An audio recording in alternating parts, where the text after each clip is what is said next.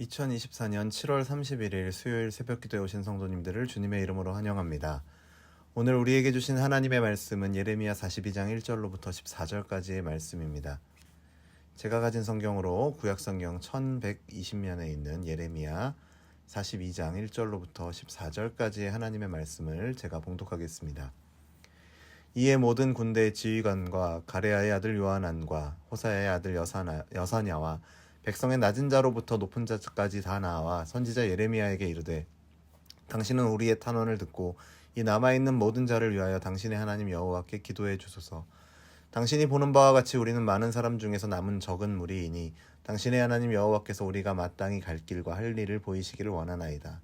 선지자 예레미야가 그들에게 이르되 내가 너희 말을 들었은즉 너희 말대로 너희 하나님 여호와께 기도하고 물은 여호와께서 너희에게 응답하시는 것을 숨김이 없이 너희에게 말하리라.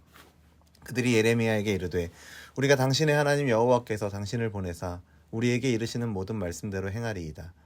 여호와께서는 우리 가운데 진실하고 성실한 증인이 되시옵소서. 우리가 당신을 우리 하나님 여호와께 보냄은 그의 목소리가 우리에게 좋든지 좋지 않든지를 막론하고 순종하려 함이라. 우리가 우리 하나님 여호와의 목소리를 순종하면 우리에게 복이 있으리이다 하니라. 10일 후에 여호와의 말씀이 예레미야에게 임하니 그가 가레아의 아들 요하난과 그와 함께 있는 모든 군 지휘관과 백성의 낮은 자로부터 높은 자까지 다 부르고 그들에게 이르되 너희가 나를 보내어 너희의 간구를 이스라엘의 하나님 여호와께 드리게 하지 아니하였느냐.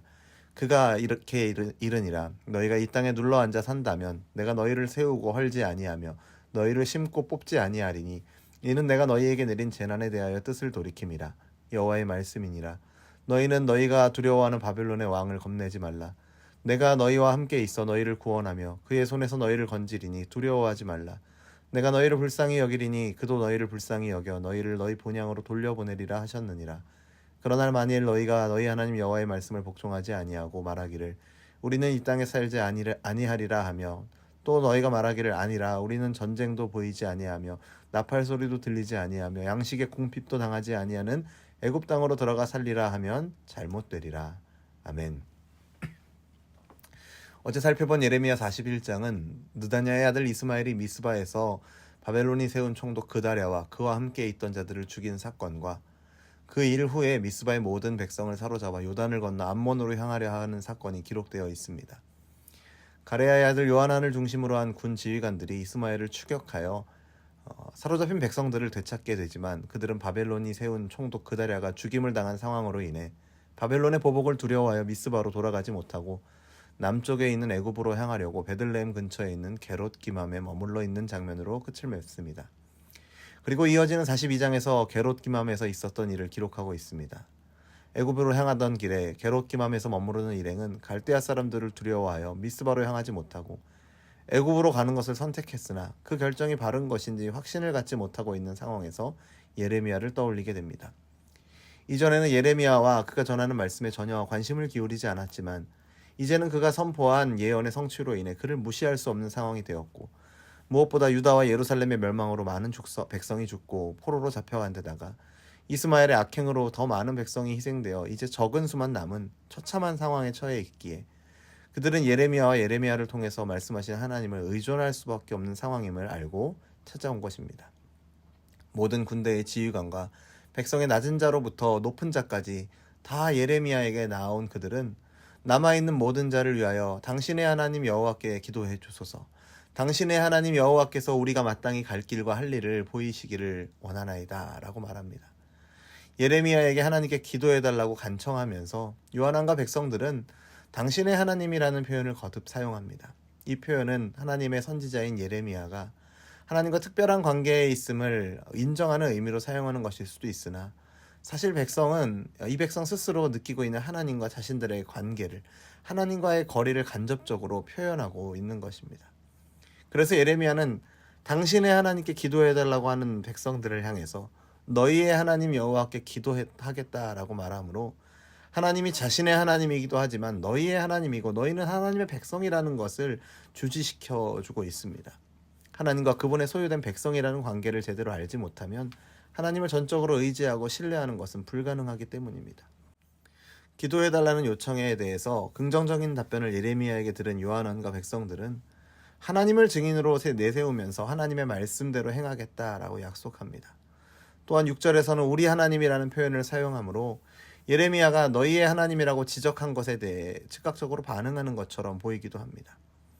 6절 중반에 나오는 그의 목소리가 우리에게 좋든지 좋지 않든지를 막론하고 순종하려 한다라는 이 말은 너무나도 귀한 고백처럼 들립니다. 하지만 안타깝게도 하나님께 무조건 순종하겠다는 그들의 말도, 하나님이 우리 하나님이심을 인식하고 있다는 듯한 그들의 표현도 사실은 말뿐인 고백에 불과했음을 우리는 이어지는 본문을 통해서 보게 됩니다. 하나님은 백성들을 열흘을 기다리게 하십니다. 그달의 일로 인해서 갈대아 사람들이 두려워 애굽으로 도망하려 하는 백성들에게 있어서 열흘이라는 시간은 그들을 긴장하고 초조하게 만드는 시간이었습니다. 예레미야는 백성 모두를 불러 그들이 요청한 대로 하나님께 기도한 것에 대해 응답의 말씀을 들려줍니다. 하나님의 말씀은 너무나도 간단합니다. 애굽으로 내려가지 말고 이 땅에 머물라는 것입니다. 하나님께서 그들을 불쌍히 여겨 구원하시고 함께 하실 것이니 바벨론의 보복을 두려워하지 말라고 말씀하십니다. 이미 유다의 악행으로 인한 심판을 시행하셨으니 이제는 이 땅에 긍휼을 베푸시고 심고 세우는 일을 하시겠다라고 말씀하십니다. 그리고 13절 이후의 말씀을 통해서는 유다에 남지 않고 애굽으로 내려가는 길을 선택할 경우에 대한 경고의 말씀을 이어서 주십니다. 이처럼 요한안과 백성들은 예레미야를 통해서 하나님께 자신들이 가야 할 길과 할 일을 묻고 있는 것처럼, 또 마음을 다해 그분께 순종하는 것처럼 말하고 있지만 하나님은 그들의 마음을 아셨습니다. 이미 앞에서 시드기야가 여러 차례 위기에 처할 때마다 진정으로 하나님께 순종하고자 하는 마음 없이 예레미야를 찾아왔었던 것처럼 이들 역시 같은 마음으로 예레미야를 찾아와 하나님을 구했던 것이고, 사실 그들은 진정으로 하나님의 뜻을 알고 싶었던 것이 아니라 그저 자신들의 결정에 하나님의 동의를 구하고 있는 것에 불과했던 것입니다. 만약 정말 어떻게 해야 할지를 묻고 구하려고 했었다면 미스바에서 하나님을 찾아야 했을 텐데, 그들은 이미 미스바를 떠나서 예루살렘을 지나고 베들레헴 근처까지 와서 게롯기맘에 와서야 예레미야를 찾고 있는 것을 통해 우리는 보게 됩니다. 눈앞에 염려와 불안을 내려놓고 하나님을 신뢰하고 하나님의 긍휼과 회복의 말씀을 받아들이는 것이 요한안과 백성들에게 요구되는 일이었습니다. 하지만 이들은 그 일에 실패했습니다. 결국 그들에게는 하나님보다 눈앞에 놓여있는 문제가, 나를 염려하게 하는 문제가 훨씬 더 크게 보였던 것입니다. 바벨론이라는 위협 앞에서 주어진 하나님의 약속이 그들에게는 비현실적으로 보였던 것입니다. 그래서 그들의 보기에는 전쟁도 없을 것 같고 기근도 없을 것 같고 평화롭게 살 수 있을 것 같아 보이는 애굽을 택하고 싶어 했던 것입니다. 그래서 하나님의 동의를 구하지만 하나님의 말씀은 그들의 기대와는 정반대였고, 금요일에 살펴보게 될 43장의 본문을 보면 그들이 구한 것에 대해서 예레미야를 통해 주신 말씀을, 하나님의 말씀을 오히려 거짓이라고 말하는 것을 보게 됩니다. 이러한 요한안과 백성들의 모습이 혹시 오늘 우리의 모습을 대변하고 있지는 않은지 우리를 돌아보는 시간이 되기를 바랍니다. 삶의 여러 문제들 앞에서 도움이 필요한 간절한 상황에서 하나님을 구하고 있으나 하나님의 선하심을 따라 내 삶을 인도해 주시기를 바라기보다는 내가 바라고 그리는 최선의 상황을 이미 상정해 두고 그에 대한 하나님의 동의를 지지해 주는 것과 같은 말씀만을 찾고 있는 것은 아닌지, 내가 가야 할 길과 내가 해야 할 일을 하나님께 들으려 하기보다는 오히려 하나님을 우리의 수준으로 끌어내리고 조종하려는 식의 기도를 드리고 있는 것은 아닌가 겸손히 돌아보아야 할 것입니다. 하나님을 구하는 행위도 소중하지만 그 행위 자체만 남는 것은 안 될 것입니다.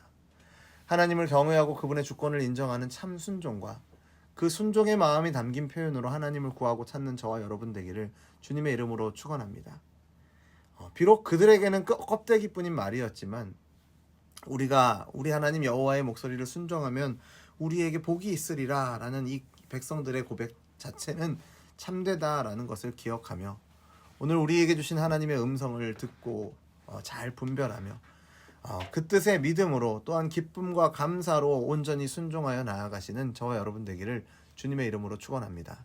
기도하겠습니다. 하나님 아버지, 우리에게 믿음을 주셔서 하나님이 우리의 창조주이시며 우리의 주관자이시며 크신 사랑으로 우리를 구원하시는 아버지이심을 알게 하심을 감사드립니다. 또 고백하게 하심을 감사드립니다.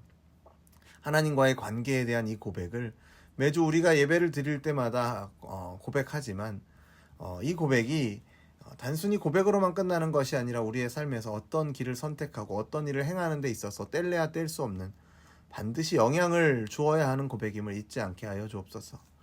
나의 뜻에 동의해주고 나를 지지해주는 지원자로서의 하나님을 찾고 구하는 것이 아니라 당신의 선하신 뜻을 따라 나의 삶을 주관하시고 인도하시는 하나님을 찾고 구하는 그런 믿음을 우리에게 더하여 주옵소서.